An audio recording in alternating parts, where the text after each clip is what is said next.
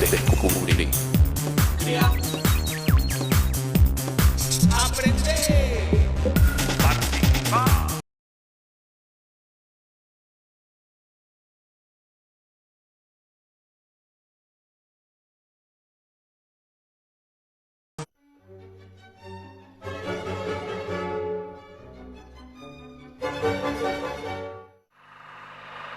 Yo soy Julio Troxler, una de las personas conducidas aquí esa madrugada del 10 de junio, aquí a este basural para fusilar. No obstante, los fusilamientos producidos y las torturas a que hemos sido sometidos muchos peronistas, estamos dispuestos a continuar esta lucha hasta las últimas consecuencias. En ese sentido, somos absolutamente solidarios con nuestros hermanos latinoamericanos y de Asia y África. En los años 60, la política gana las calles. En todo el mundo, millones de jóvenes se movilizan para exigir un cambio. Para ello debemos imitar el ejemplo de los países asiáticos y africanos en pleno proceso de liberación, con éxito. El caso de Vietnam, por ejemplo, donde un puñado de hombres lucha contra el ejército más poderoso del mundo. No nos cabe la menor duda de que en esta lucha habremos de tener éxito y habremos de legar a nuestros descendientes un mundo mejor. En América Latina, un grupo de artistas se compromete con la realidad social y convierte su arte en acción política.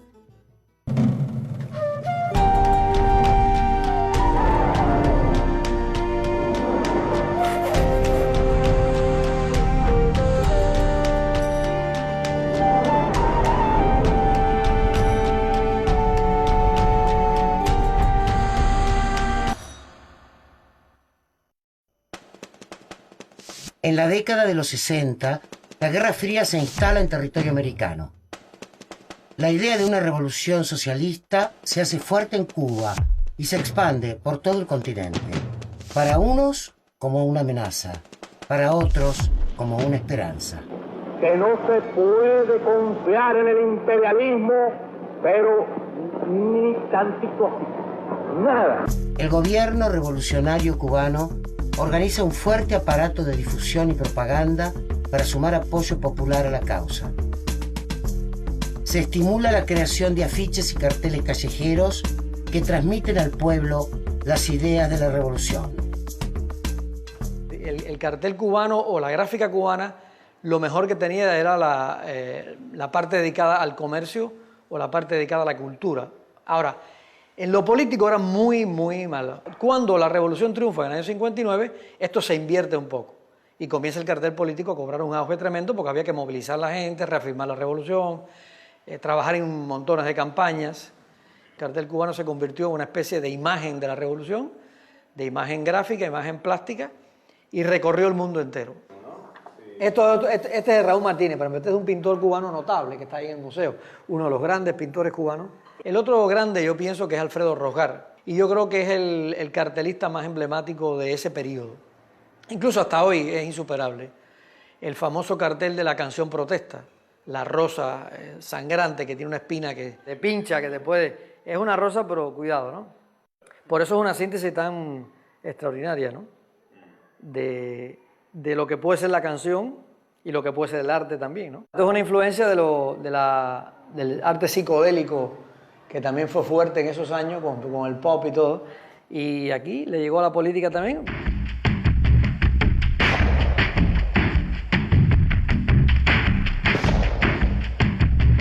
En mayo del 68, una serie de huelgas estudiantiles sacude París.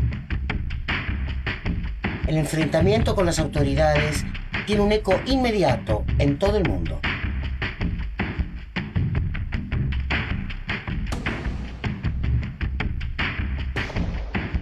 Pocos meses después, en México, los estudiantes universitarios se movilizan en diversas ocasiones. Marchan para exigir una sociedad más democrática y menos represiva. También en 1968, con motivo de los Juegos Olímpicos que se desarrollarían en la Ciudad de México, el gobierno invita a distintos artistas a participar del Salón Solar. Las clases medias, los intelectuales, los universitarios, concebían al Estado como el enemigo a vencer. Como resultado del conflicto estudiantil, un grupo de artistas decide no participar en el salón oficial, el salón hecho para la Olimpiada. ¿Qué es el Salón Independiente? ¿Qué es? Sí, esto que está aquí. Gentes como Manuel Felgueres, Vicente Rojo, Kazuya Sakai, Felipe Ehrenberg, Marta Palau, Helen Escobedo, Arnaldo Cohen, etc. O sea, hay un conjunto muy importante de artistas que se sustraen del Salón Solar. 10 días antes de la inauguración de los Juegos Olímpicos, los estudiantes universitarios encabezan una gran manifestación opositora. El gobierno ordena una feroz represión que deja un saldo de más de 100 manifestantes muertos. Este hecho pasará a la historia como la matanza de Tlatelolco.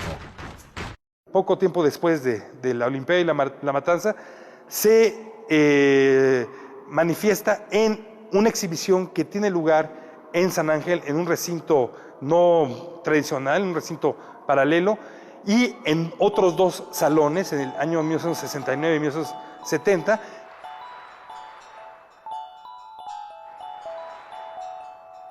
La matanza de Tlatelolco profundiza la tensión entre los artistas y el régimen.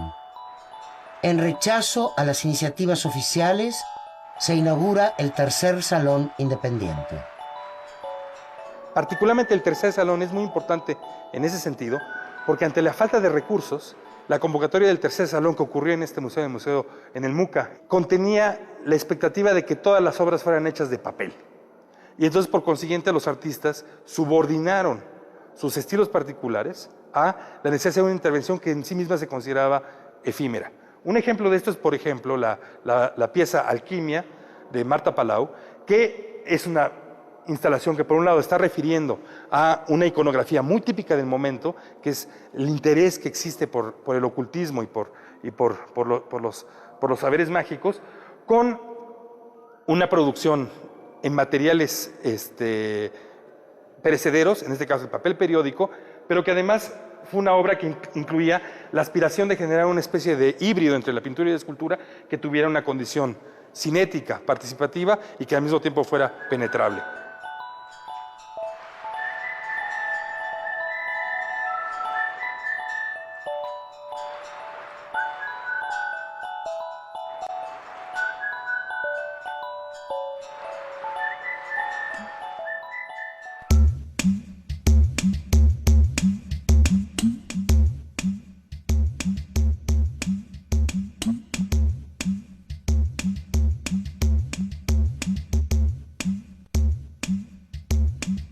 En la Argentina de 1968, la tensión política también está presente.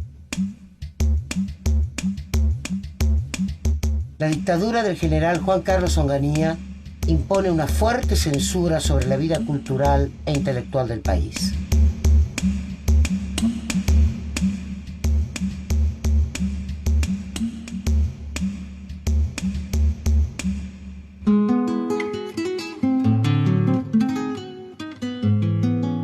En este clima de autoritarismo y represión, nace en la ciudad de Rosario el Grupo de Arte de Vanguardia. Comprometido con la realidad de su tiempo, organiza happenings e intervenciones artísticas como forma de resistencia. Creo que para nosotros fue así muy impactante todo lo del Mayo francés, ¿no? Y todos los movimientos sociales como los sacerdotes del tercer mundo, es decir, la revolución cubana. Esto era como, creo que formaba un contexto donde Argentina estaba metido y que no podés separarlo. Esto ahora que vemos como una utopía era una posibilidad real en ese momento, ¿no? Había como una gran efervescencia, muchos encuentros, muchas discusiones donde se hablaba mucho de la obra, del lenguaje, de qué se estaba haciendo en Buenos Aires, o fuimos pasando de la abstracción a al objeto, a instalaciones, a estructuras primarias, pero eso en el término de un año. Nos llevaba una cosa a otra sin quizás mucha reflexión de por qué. Los artistas rosarinos comienzan a trabajar con sus colegas de Buenos Aires. A principios de 1968, los dos grupos coordinan una primera acción conjunta en el marco del premio Ver y Estimar.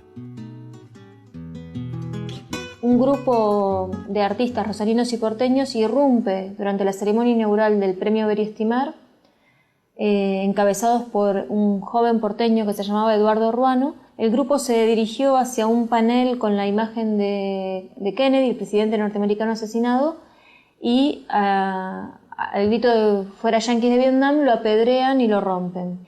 Y lo importante es darse cuenta que la acción no era ni el panel intacto ni el panel destruido, que además fue retirado rápidamente de la sala de exposiciones, sino que la acción era, digamos, la obra era la acción misma de apedrear a Kennedy en ese espacio fuertemente protocolar e institucional, ¿no? Y esta irrupción, este mitin, marcó un momento muy importante, porque es el momento del pasaje de articulación entre la experimentación artística y la radicalización política, pero además porque es el momento de pasaje a la acción como forma de acción artística y política a la vez.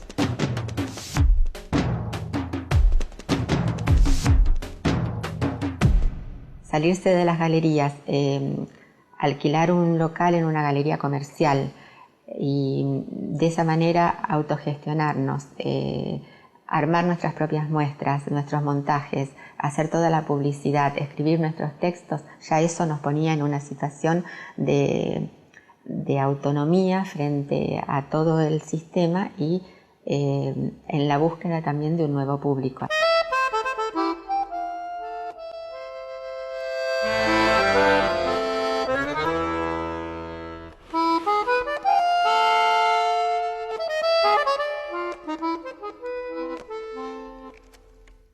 Las charlas, las reuniones, los datos, las cosas, lo que ocurría. Es decir, creo que de alguna manera fue lo más valioso del grupo, esa cosa de darse cuenta que no podía permanecer al margen, ¿no es cierto? Entonces el arte se corre de sus soportes y sus formatos más tradicionales, la pintura, la escultura, etc., y empieza a indagar otras posibilidades. Por ejemplo, el pasaje al objeto o al ambiente, la expansión en el ambiente, y crecientemente lo que se conoce como arte de acción, que es la idea de que una acción protagonizada por el cuerpo del artista o incluso por el cuerpo del público puede ser denominada arte. La agitación política impone nuevos compromisos. Muchos artistas deciden alejarse de las galerías y los salones para llevar a cabo un arte de acción. A mediados de 1968, la Embajada de Francia en Buenos Aires organiza la tradicional entrega del premio Braque. Las autoridades de la embajada se reservan el derecho de modificar total o parcialmente las obras. Esto generó una reacción muy fuerte de rechazo al premio, y eso significó que nosotros hiciéramos un manifiesto que se llamaba "Siempre es tiempo de no ser cómplices". Y allí planteamos nuestro rechazo a participar en cualquier otro tipo de premio, salón que tuviera, digamos, que tuviera una relación con gobiernos o con el capital o con el imperialismo, etc.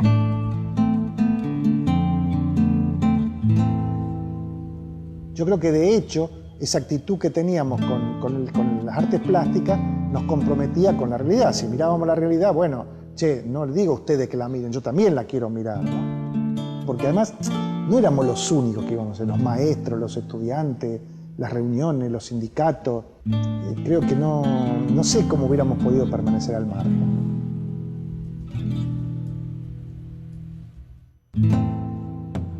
Con el pasar de los meses, la causa de los artistas confluye con los intereses de intelectuales, de trabajadores y de estudiantes. El grupo de arte de vanguardia de Rosario estimula el clima de agitación con sus propuestas innovadoras. Las primeras obras eran como obras también sumamente interesantes y donde desde el lenguaje se estaban planteando quiebres, como la de Norberto Puzo, que fue el primero, donde él puso todas una sala, hizo como una sala de un auditorio con sillas, pero las sillas en vez de mirando hacia adentro, miraban hacia la vidriera. La gente se sentaba y, bueno, aquel que quería ver lo veía, o que quería comprender lo comprendía, que era lo que sucedía en la calle, ¿no? Que ya el arte no estaba más en los salones, ni en las galerías de arte, ni en los museos. El arte estaba en la vida. Mucha gente se sentaba y esperaba, ¿no? Esperaba un rato que pasara algo. Y por supuesto, cuando no pasaba nada, o sonreía o se enojaba. Más que sentarse a esperar que pase, había que tomar la iniciativa, levantarse e irse a la calle, porque ahí sentado no iba a pasar absolutamente nada, ¿no? No salí a la calle del todo, ¿no? No me animé a romper con ese espacio y salir. Pero bueno, por lo menos di ese primer paso, como hacen los bebés cuando empiezan a caminar. De hecho, la experiencia culminante fue la de Graciela Carnevale, que en octubre del 68 llamó a una nueva inauguración de su experiencia. El público se reunió dentro de la galería esperando que algo aconteciera, ya acostumbrado a que acontecieran cosas muy raras y fuera de lugar. Y la artista lo que hizo fue encerrar con un candado al público dentro de la galería. Se fue. Para poder liberarse, los que estaban adentro iban a tener que ejercer también un acto de violencia, que era romper la vidriera para poder salir.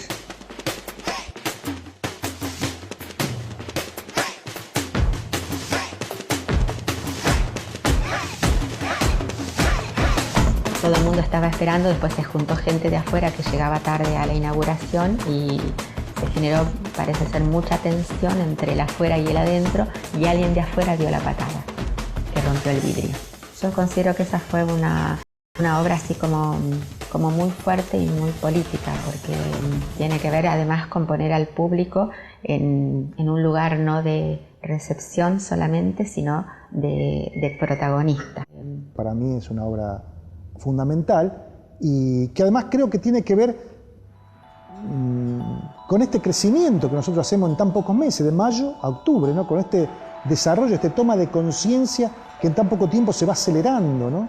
Donde todos nos vamos comprometiendo con lo que estamos haciendo, incluido que en todo ese tiempo, paralelamente, estamos pensando, construyendo, imaginando Tucumán Arde, ¿no?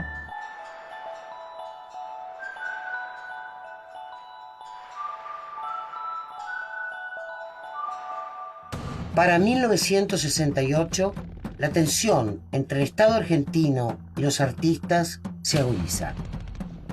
La ciudad de Rosario se convierte en un foco de resistencia a la dictadura de Onganía.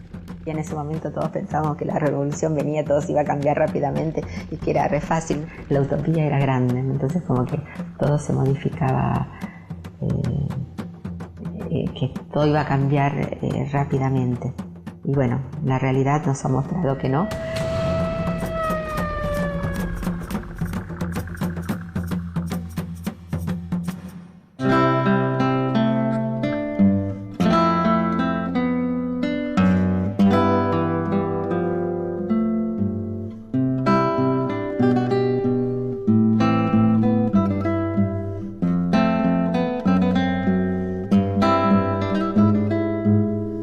Nos habíamos acercado a la CGT de los argentinos y Rodolfo Walsh también fue un foco de atracción muy importante, y también en ese momento fuimos tomando conciencia de la necesidad de abrir un poco la circulación del arte hacia otro tipo de público. Y uno de los puntos de lucha de la CGT era relacionado con lo que estaba pasando en Tucumán. En este momento, comparar la situación de los trabajadores tucumanos es completamente desastrosa. Tenemos 24.000 trabajadores desocupados, fábricas cerradas, inmigrantes en este momento a otras provincias. Era como el tema o el problema más álgido en este momento a nivel social, pero que estaba totalmente tapado por los medios. Es decir, no se hablaba en realidad de la dimensión que tenía el problema. Mi nombre es Leandro Fote, secretario general del Sindicato de San José. Yo lo que le puedo decir a ustedes, que hace 4 horas me he salido de la cárcel, donde me han privado de la libertad, por encabezar las luchas de los trabajadores. Personalmente podría decir que yo opiné que había que ir al lugar peor de la Argentina, había que tenerlo en cuenta, pero no había que mirarlo desde Buenos Aires, sino había que ir allá. Y decíamos, bueno, sí, Tucumán, pero ¿Tucumán qué? Y bien, yo dije Tucumán arde. Entonces lo que los artistas, en base a tomar este punto del programa de la CGT, deciden es generar un operativo de contrainformación que develara las verdaderas razones de la crisis y también pusiera en evidencia las condiciones terribles de vida a las que estaba sometida la gran mayoría de la población tucumana. Luego de los preparativos, el grupo entra en acción en octubre de 1968, cuando varios de los artistas parten a Tucumán. Se graban entrevistas, se sacan fotos y todo ese material diariamente se mandaba a Rosario, de manera que si había algún tipo de represión el material no se perdía. Y acá parte del grupo que había quedado organizaba la muestra, porque inmediatamente a la semana se abría la muestra. Mucha gente identifica que yo fui a Tucumán como fotógrafo porque, bueno, luego trabajé de fotógrafo, pero en realidad tomé una camarita prestada, creo que una Voigtlander, y no había una actitud estética o estetizante de la mirada para hacer esa foto, a ver cómo saco esta foto. No, era simplemente tomar la cámara y registrar. Lo mismo que quien iba con el grabador, no había una cuestión, era un sociólogo que hacía determinadas preguntas para que respondieran o para analizar. No, era una charla con la gente, ¿verdad? Es decir, yo creo que esa frescura es lo que también le da un carácter a Tucumán arde. Viajan a la provincia 2 veces, realizan una investigación in situ a través de todos los procedimientos a su alcance, entrevistas, encuestas, filmaciones, fotografías. Tratan de documentar a través de todas las vías a su alcance entonces los verdaderos factores de la crisis tucumana. Un grupo se quedó en Rosario y iba procesando esa información, la iba organizando y a la vez iba haciendo un operativo de publicidad, de incógnita muy fuerte a través también de ciertos procedimientos tomados de la gráfica publicitaria o de la gráfica política. Por ejemplo, empapelaron todas las inmediaciones de Rosario con un afiche que tenía solamente impresa la palabra Tucumán. Y lo que intentaban con eso era generar en el público masivo una inquietud sobre eso que se estaba publicitando que no se sabía qué era. Era gente muy diversa. Es decir, que llegó a una situación y en un desarrollo grupal llegó a una instancia donde, bueno, se plantearon una obra, pero donde muchos no eran demasiado conscientes de lo que estaba significando la obra. Tal vez lo más importante es el planteo completo, ¿no? El planteo completo de cómo se puede concebir una obra en forma conceptual, lo que significó trabajar con los medios, trabajar con la calle, armar una campaña, es decir, poner la palabra Tucumán en las calles, trabajar con una institución a partir de un programa como la CGT de los Argentinos, ir y mentir en Tucumán presentándose, digamos, como un grupo que estaba haciendo una bienal de vanguardia para que mientras las autoridades las recibían, qué bien, todo lo que van a hacer, es decir, otro sector vaya a hacer los trabajos de campo para poder, digamos, tener las grabaciones y sacar las fotografías y obtener la información.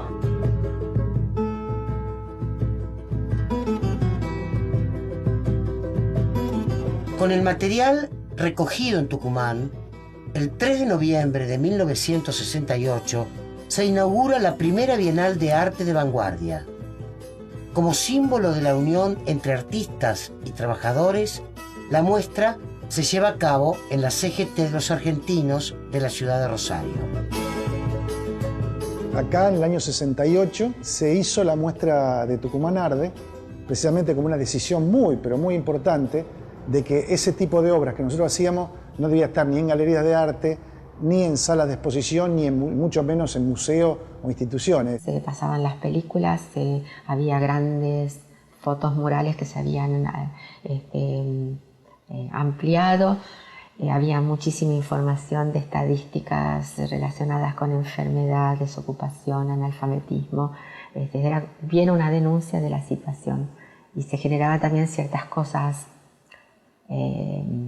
experienciales, como apagar la luz cada tanto tiempo, para que era cada tanto que se moría un chico en Tucumán por desnutrición, o tomar el café amargo. La obra tuvo una repercusión en un público no habituado a las muestras de arte experimental, un público vinculado al sindicalismo combativo, estudiantil, etc., que se vio afectado no solamente como público, sino que intervino. Muchos activistas que no se decían artistas intervinieron directamente en la realización de la producción.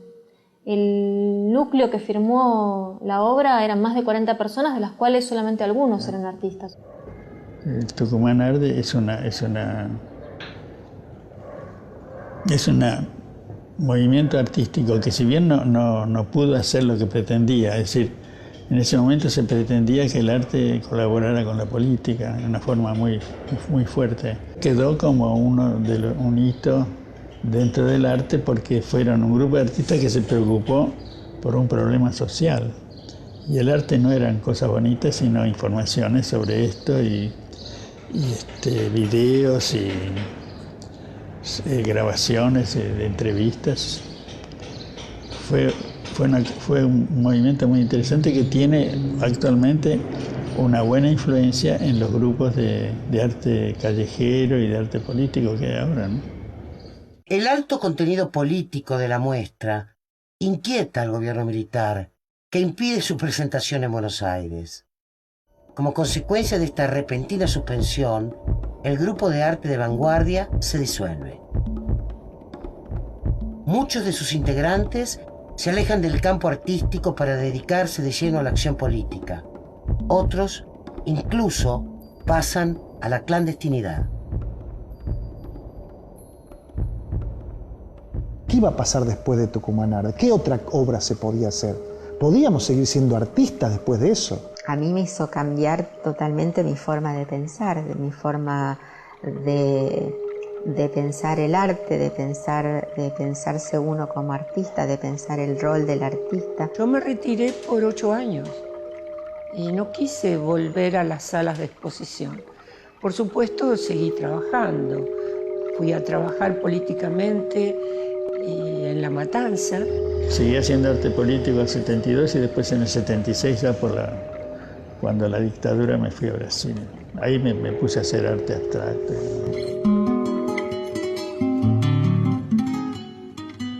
El grupo se rompe, creo que fundamentalmente porque empiezan a aparecer después de Tucumán diferentes posiciones frente a cómo trabajar o cómo accionar en ese momento.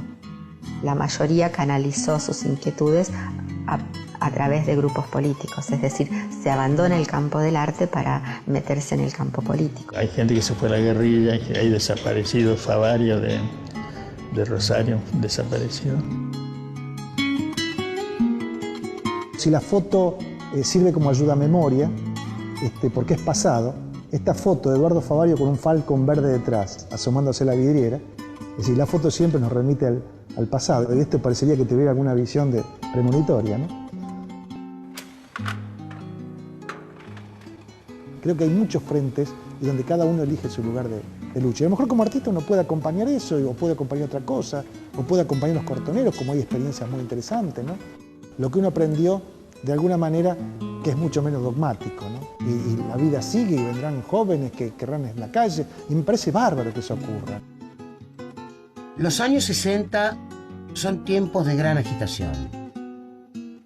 Cambio político y social parece posible. En América Latina el arte no es ajeno a esta realidad. Muchos artistas radicalizan sus formas de expresión y asumen una actitud de resistencia. Sus propuestas se convierten en una verdadera amenaza para los gobiernos autoritarios. Se inicia así un periodo de persecución y censura que será el preludio de una de las décadas más violentas y oscuras de la historia latinoamericana.